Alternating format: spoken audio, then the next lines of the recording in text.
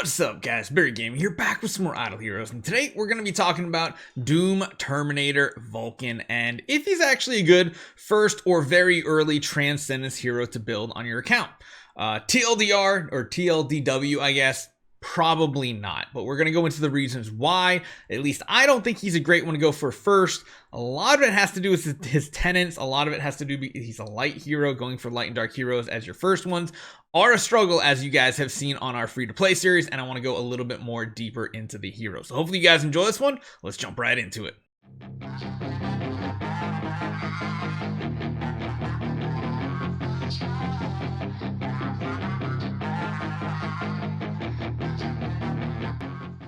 So first up, I want to talk about building the actual hero. One thing I'll kind of show you guys is on our free-to-play account how difficult it actually has to get the tenants required for building a light or dark hero.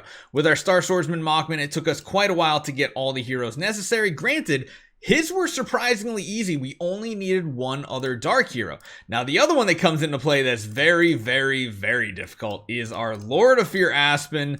And as you guys can see here, dark hero, pretty much darker Transcendence. Dark on Kirimaru could be like a build that we do, but you kind of need Amun-Ra anyway. Dark hero or Transcendence. So some of these are very, very difficult to build. And when we're talking about his, well, yeah, they're difficult. One of them up here, you're either going to have to build a light or dark hero between Vulcan and Mockman, neither of which are going to be very useful heroes to your account overall. I guess Vulcan could get you to like Sealand 20, but then you'd convert him anyway. Mockman, you don't really use as just regular Mockman.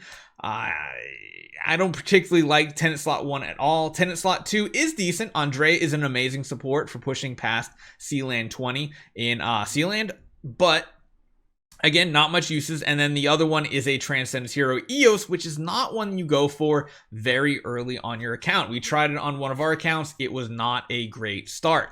Third tenant slot. Oh my God. Number 2 on the list of why I don't think he'd be that great is, well, as you guys have seen on our free-to-play series, we have 2 Transcendence heroes, and neither of them are very powerful. We're going to get our second burst of sublimation here, meaning we're going to finally finish one branch on our main hero.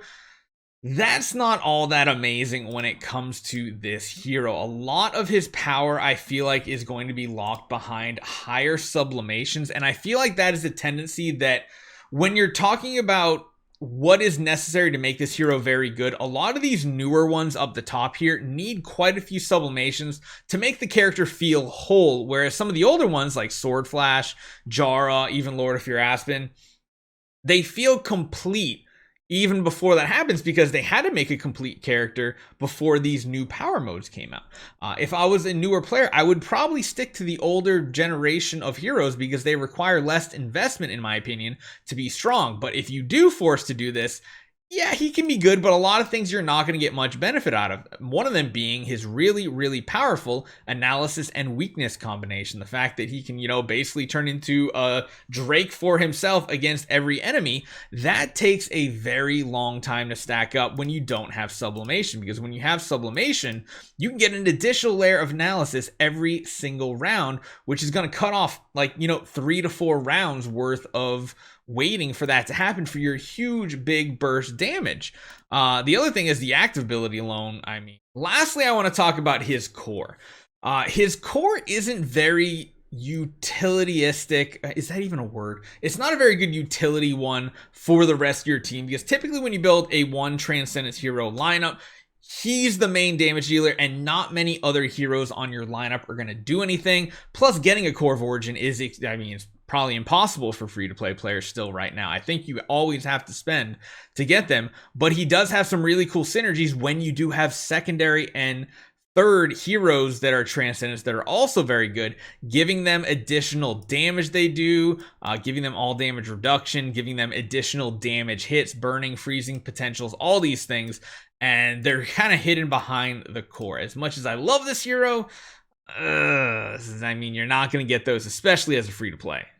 Lastly, I want to talk about the artifact you go for this hero as well, because, well, the one thing that has really been annoying for me is that the brand new artifact is honestly one of my favorite. The fan right here, the gilded purple fan at Splendid, just seems absolutely amazing because of course it itself gives you a shield at the end of every round. You're getting more all damage dealt, HP, crit damage reduction, which is actually a lot of crit damage reduction, especially if you pair it with this guy right here. Even more crit damage reduction. It's just a ton adding up. I don't know what those enables are, guys. Just ignore me for right now. But it's a very rare one to get right now. But it synergizes so well because this hero also has a heal and shield at the end of every round. So you're getting both the shield from Impeccable Insight and you're getting the shield from the purple gilded fan.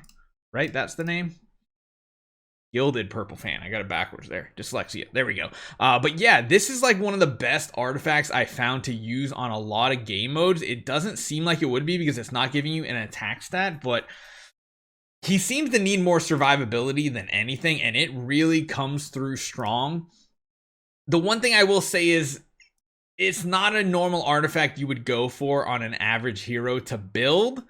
And until you get to higher HP pools and higher attack pools, well, that shield's not going to be quite as big as when they're like, you know, powered up to 05 level 100. They have X levels in them. They have a ton of stats because that just makes them super powerful.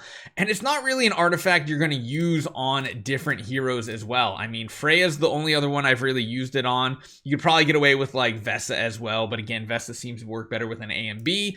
And typically, if you're going for the more traditional optimal route, you're going for Eloise, you're building Ithaca, you're transitioning that into an Onkirimaru, all that stuff like that for tenants.